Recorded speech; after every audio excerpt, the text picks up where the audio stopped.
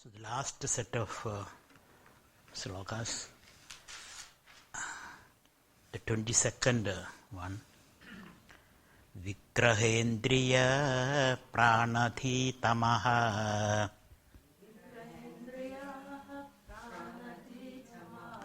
nahameka sat tajjadam yasad.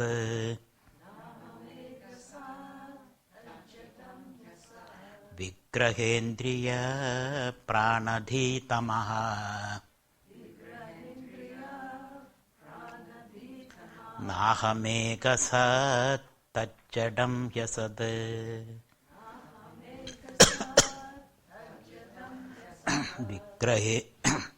Vigrahendriya pranadhitamaha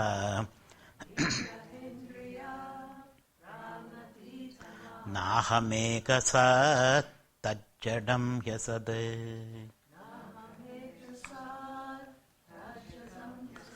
Sattvabhasiga chitgvedara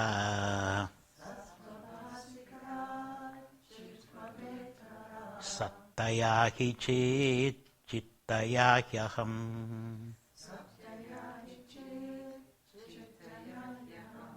Sattvabhasiga chitgvedara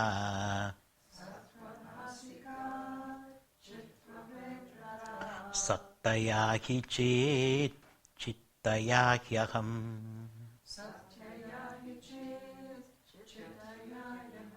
Sattvabhasiga chitgvedara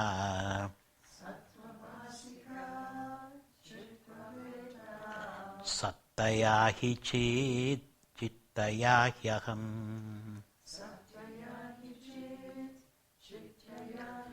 Isha jivayor veshadhibhida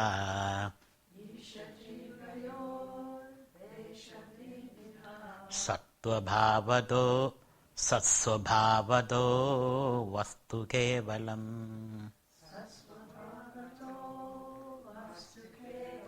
Isha jivayor veshadhibhida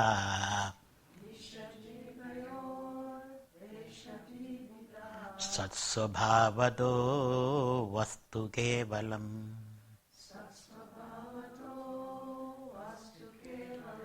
Isha jivayor veshadhibhida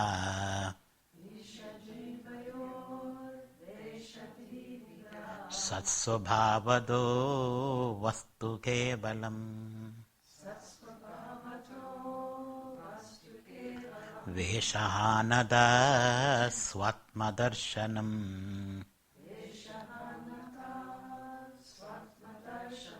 Ishadarshanam swatmarupataha.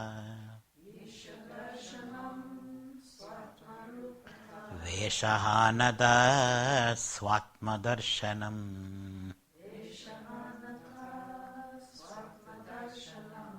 Ishadarshanam swatmarupataha.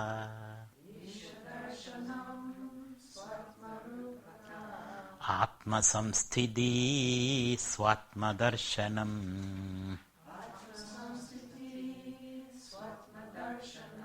Atma nirdvayad atmanishthada Atma samsthiti swatmadarshanam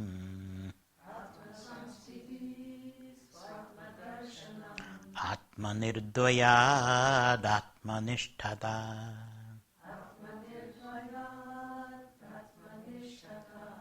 Atma samsthiti swatmadarshanam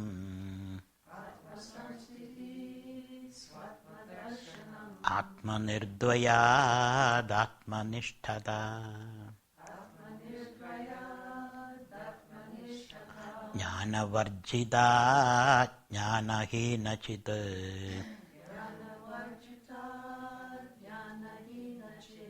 jnanamasti kim jnadumantaram.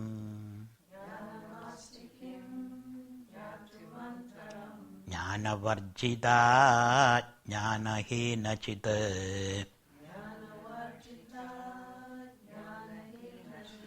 Jnanamasti kim jnadumantaram. Jnanavarjita jnanaheenachit.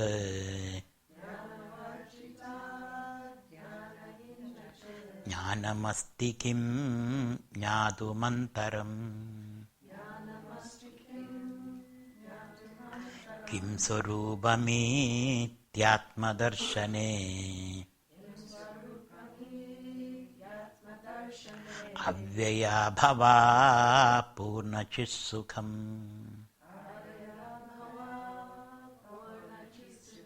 Kim sarupamityatmadarshane.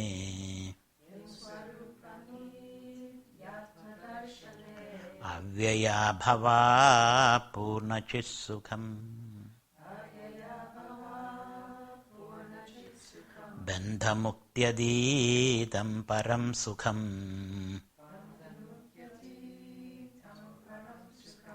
Vindadeha jeevastu daivikaha.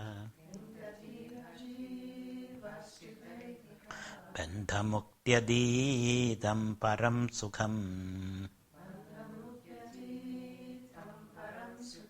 Vindadeha jeevastu daivikaha. Ahamabedakam nijavibhanakam.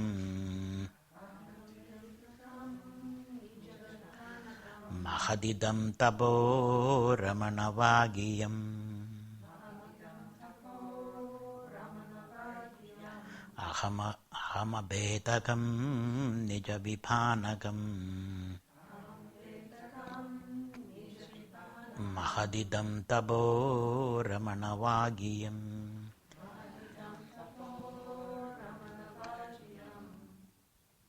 So in the 22nd sloka verse, Maharshi is wrapping up his thoughts. He is coming to the conclusive stages of his presentation.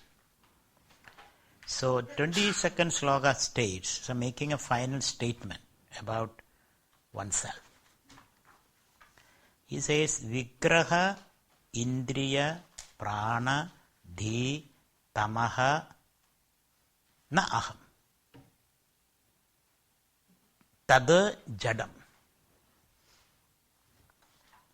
Aham Eka Sat Ekam and Sat.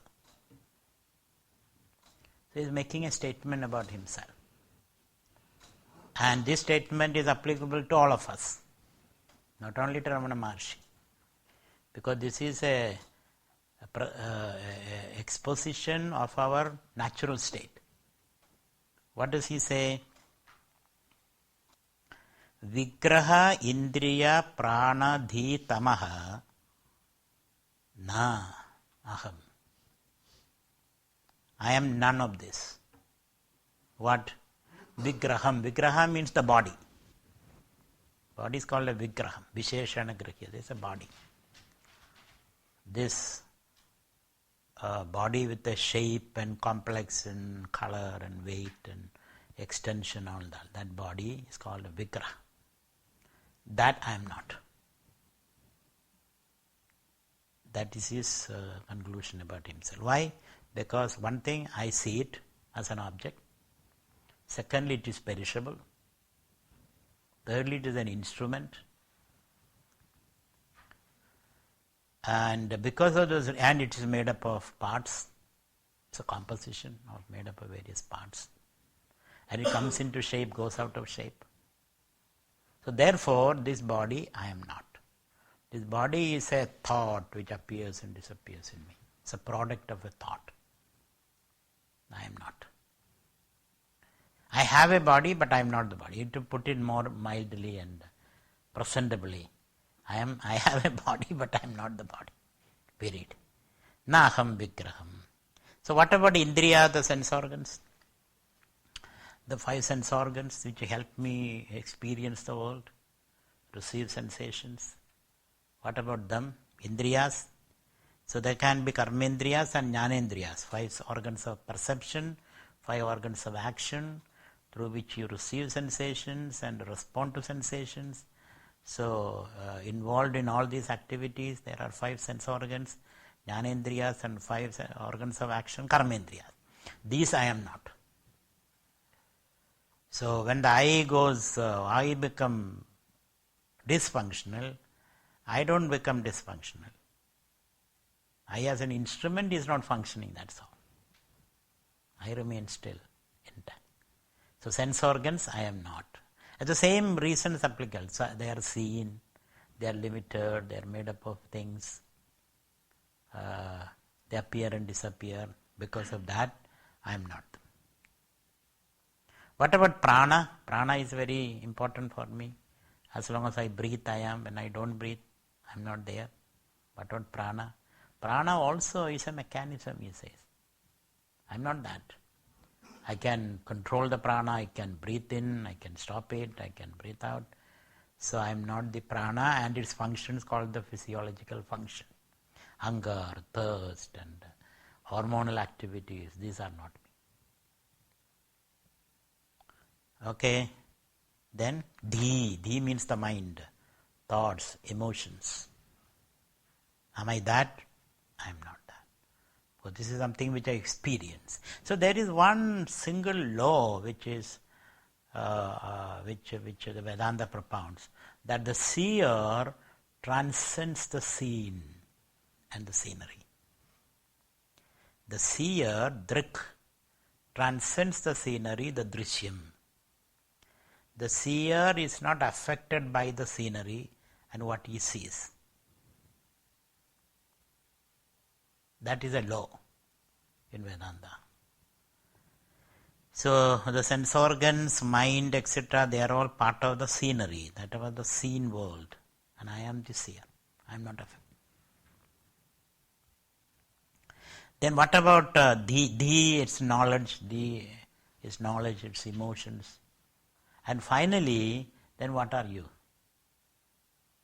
Then that means you are ignorance. Like in deep sleep, you are completely ignorant. So are you ignorance? No. Tamaha, I am not even ignorance. Because ignorance also is known by me. Just as knowledge is known by me, ignorance also is known by me. So the same rule applies. The seer is different from the scenery.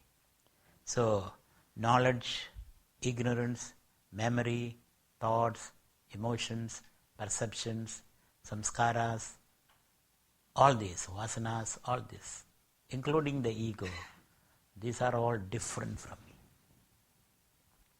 Their whole infrastructure I operate, but I am not affected by it. I am not affected by the car I drive, or the computer I use, or the knife I use to cut vegetables. I am not affected by it. I am independent of that. I use them. I sometimes misuse, abuse and all that, but I am unaffected.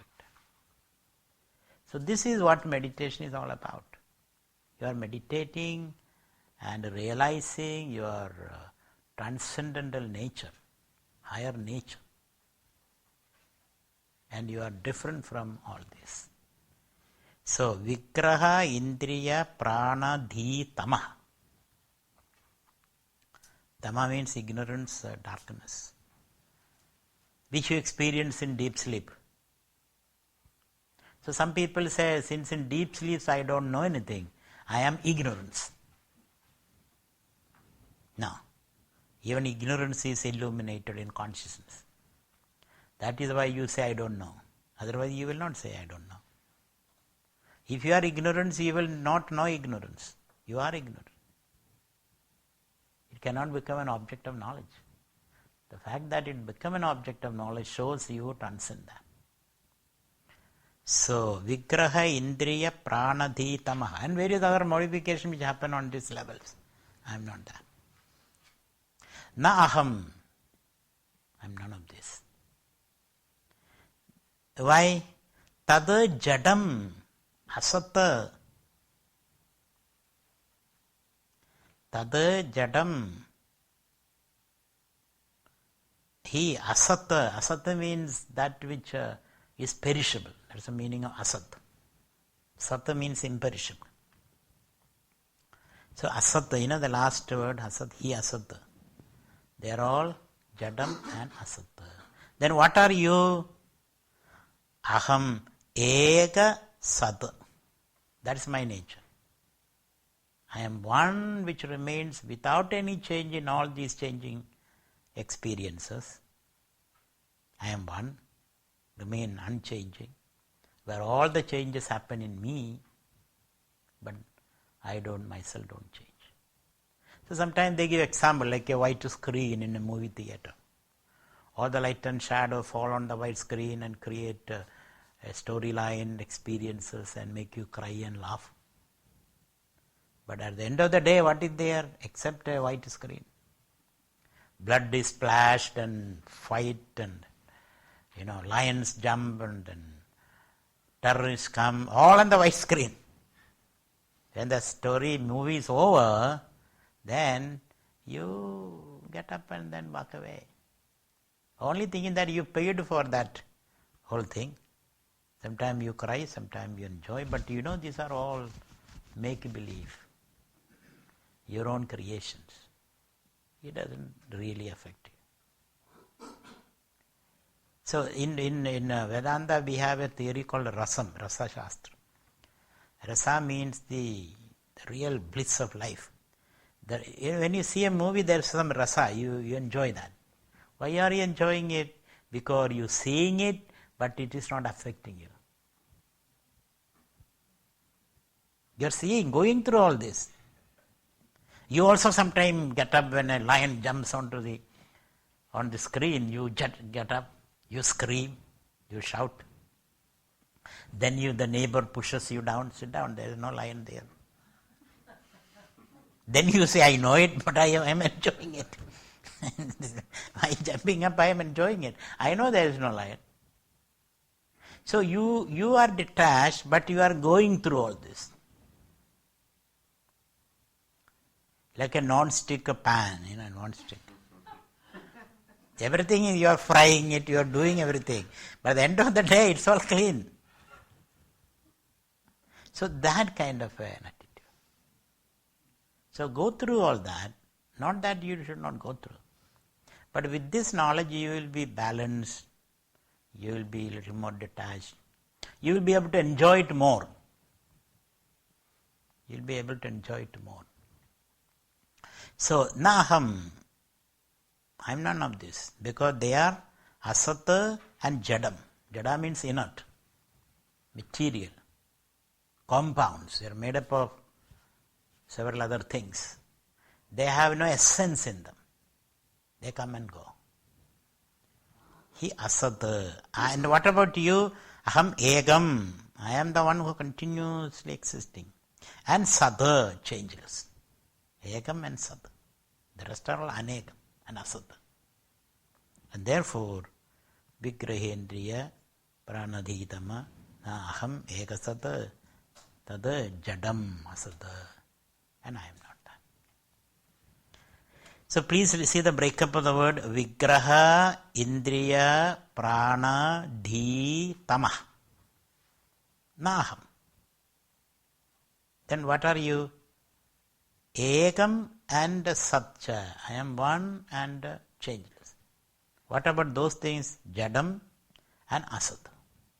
One is Jadam, Asad, Anekam. It's Ekam and Sat. Therefore, I am not that. So Maharshi is convinced about that. And he is sharing his experience to you. You can accept it or reject it. This is his experience. And this is the truth according to Maharshi. Continuing. Is that clear to you? At least the meaning is clear. The experience one has to work on that. Continuing. Sattva bhasika chitko vedara sattaya hi chit chittaya hyaham. Now the question is, there is one more question lingering in the mind. Okay, now I have come to the ground level, the ground of the ego. And you say it is Sat. It is pure existence. Now you tell me, sir, how do you know it is pure existence? Who knows that?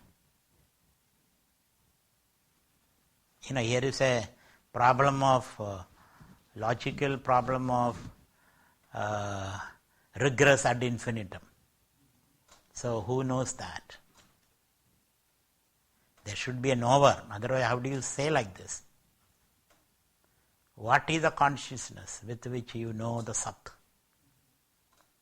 So is there any underlying consciousness to illumine this Sat? If it is there, this Sat should be Jadam, inert.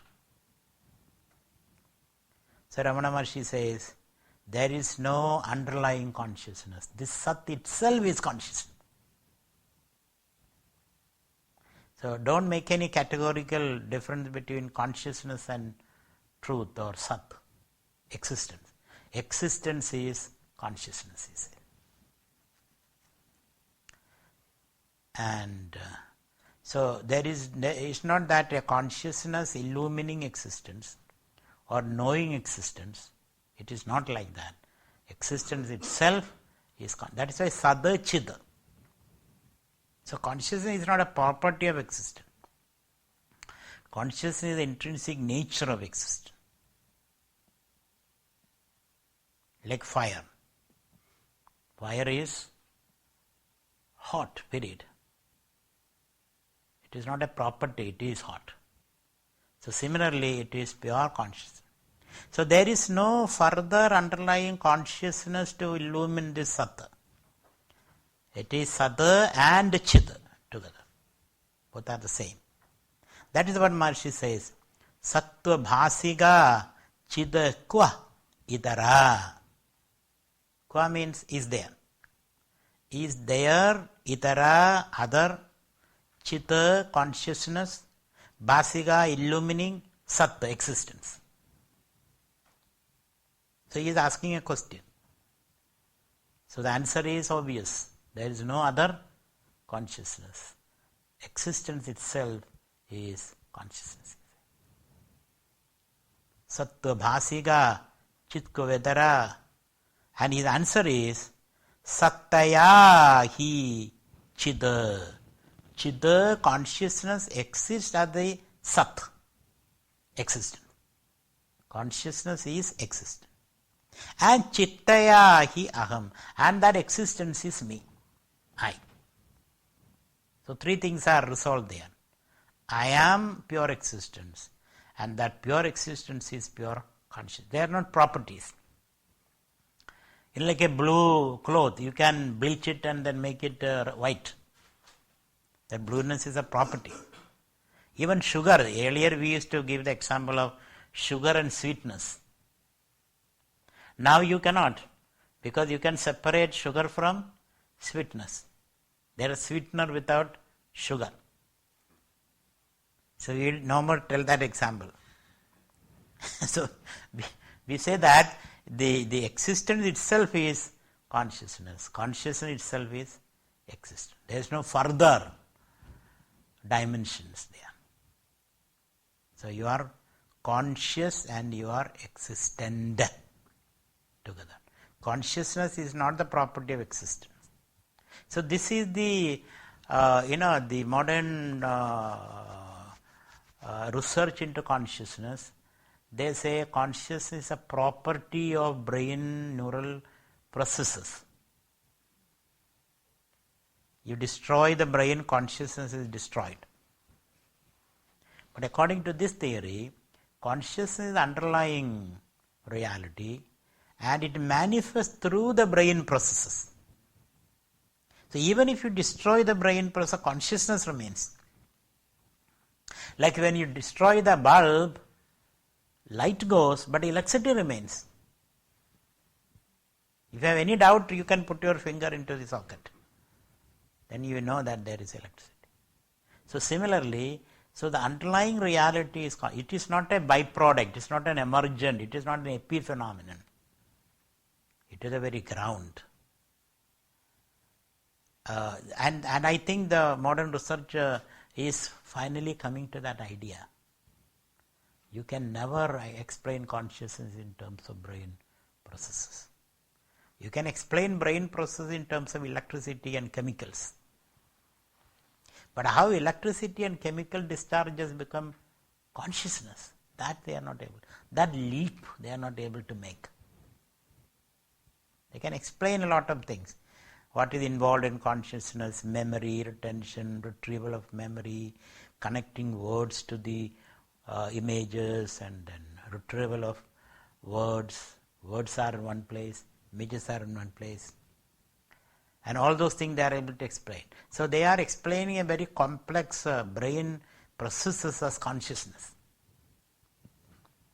Like they explain in computer language. But still that felt experience, that feeling. I can know everything that what happens in your brain when you are in a state of love, let us say. A mother's love for the child. Objectively, I can explain all that happens. Chemicals going there and some cortices of the brain lighting up and the blood coming there. All those things I can explain. And how the waves, brain waves, all I can map out. The only thing I will not be able to get is the experience you feel. I cannot get it. I can explain it. But explanation is not the experience of that, isn't it? That is the point where research is stuck. I can explain everything. But that experience I don't get. So therefore, they are forced to at least provisionally accept that consciousness is an independent datum, apart from the brain processes. And that is your essential nature, not the brain. That is your essential nature. So, sattva bhasiga chidakva idara. Is there a separate chid consciousness? Bhasiga illumining this existence, this truth we have. What is that truth which you have discovered beyond the ego? No. That is pure consciousness. Pure consciousness exists. Therefore Ramana says, Satta and Chitta are the same. They are not related in terms of substance and quality. They are related as they are the same thing. They are two words indicating the same thing. So therefore don't get into that theoretical question. What illumines that state? Who knows that state? Then I may say, okay, there is B knowing that. Then who knows B? You get into a kind of fallacious argument where, which is called rigorous ad infinitum. Anavastha dosham in Sanskrit we call it anavastha dosham. One leading, so endlessly. Somebody said the whole world is standing on an elephant. Mythical stories. Where does the elephant stand? Elephant standing on a snake. Where does the snake stand? Snake standing on a rabbit. Where does the rabbit stand? Standing on a lion. Where does the lion stand? Standing on a turtle. Where the turtle stand? Thereafter turtles and turtles and turtles and turtles. Because by the time his imagination is exhausted, and he has all the animals he has already counted. So turtle and turtle and turtle. So here Maharshi says, that is the end of it. Existence is consciousness. This existentialism, there is existentialism, where you are condemned to choose, you are free to choose. Existentialism. That choice is possible because you are conscious. Otherwise you will not be able to choose. Choice is a function of consciousness. The tree, this thing has no ability to choose. It has to be there. Otherwise, if it starts choosing, then it will run away from here. This stand will run away because if it has choice. This chair will not tolerate me sitting it all this while. You say, you have been sitting for this while. I have a choice now. I'm not, now let me sit on you for a change. Let us have perfect democracy. It doesn't have that choice. The choice is a function of consciousness. And these are all objects which consciousness manifests. So please, that idea. And then aham, he introduced I, consciousness and existence, all are the same. And I will introduce one more word, bliss, anandam.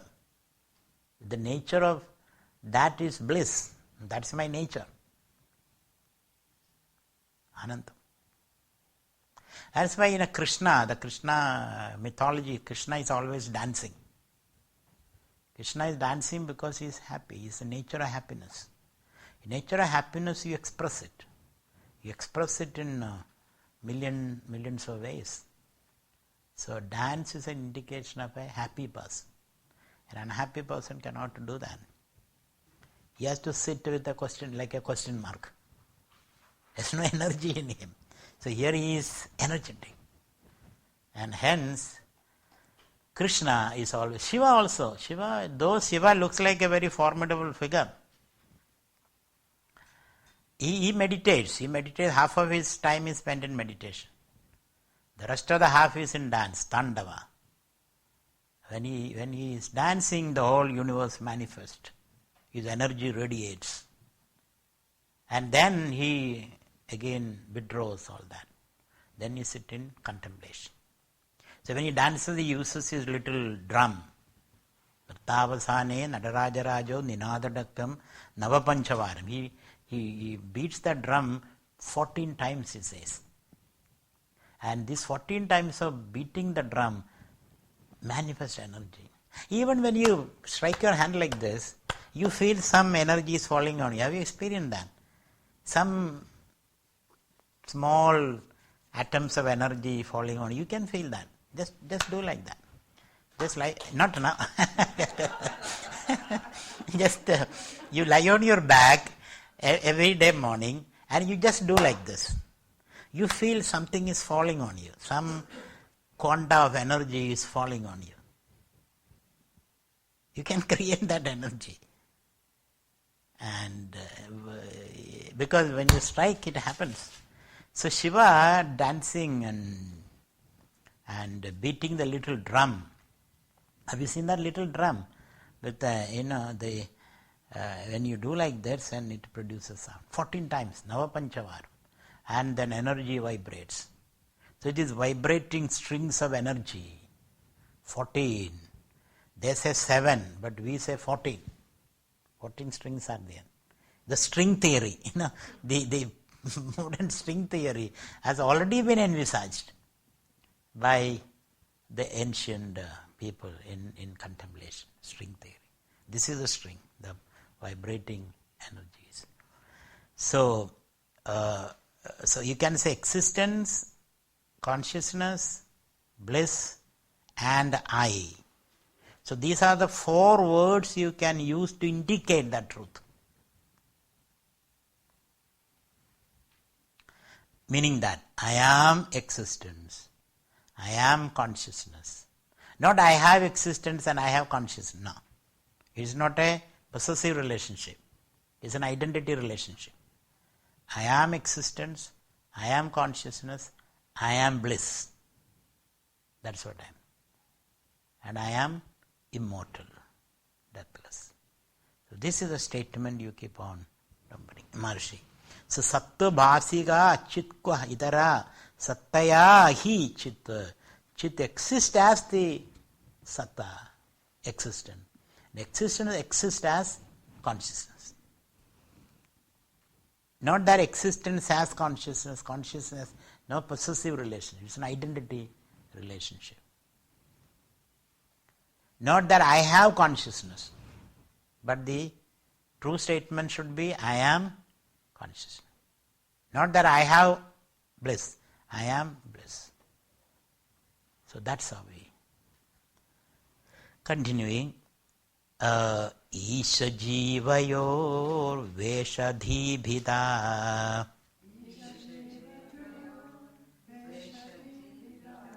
satsvabhavato vastu kevalam. But in spite of all this, I still feel I am different from God. I am different from that truth. Why? Why is it so? Having heard several masters and having convinced myself, I still feel I am separate. I have miles to walk. I still feel I have to evolve. I still feel I have to work toward that state. I don't feel I am this. I may oblige you by shaking my head and all that, but I don't feel it. So, what is the reason, he says? The reason is, Isha means that supreme consciousness. Isha, God or the supreme consciousness. Jiva means you, the individual. Why still you create a difference between this? That is something to be reached. While the truth is, that is your nature. The truth is your nature, and what you think is I have to reach. So you go round and round and round and round. The dog trying to catch its tail. The dog has to realize it is a tail, but then it goes round and round. So we still create this distance, the difference, and then struggle and the frustrations, expectations, like you tried to catch your shadow. Why? What is the reason? The reason is, Maharshi says, Veshadhi. Your identification with the Vesha, with the costume, with the instruments or the Vesha, your costume. Vesha, the literal meaning is costume. So you have 5 costumes. 5 costumes. 5 Veshas, 5 layers. We all have 5 layers. When I went to Mount Kailas, we had 7 layers. 7 layers of costume. Can you remember?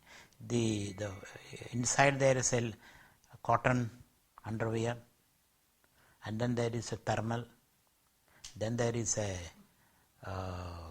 woolen sweater, and then on top of that there is a woolen coat, then on top of there is a raincoat. So in all I counted 7 layers. So but the real me, people could not make, people who are with me, then say, where is Swamiji? I am there, but people cannot make out. Because and then there is a cap, covering your ears. Then there is a goggles, dark goggles.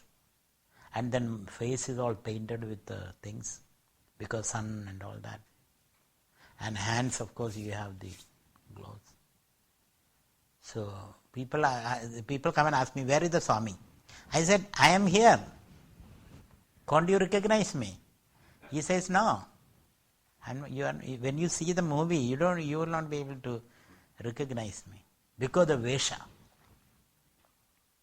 So this Vesha, which are the Veshas here? The physical body, the physiological body, the emotional body, the thinking body, and the experiential body. Annamaya, Pranamaya, Manomaya, Vijnanamaya, Anandamaya, these bodies. Or the gross body, subtle body, causal body. So we are extremely identified with this. We think we are this. So our identification with this costume, this Vesha, make us forget who we are. So the distance between you and the Lord is your extreme attachment to the body-mind complex, memory complex.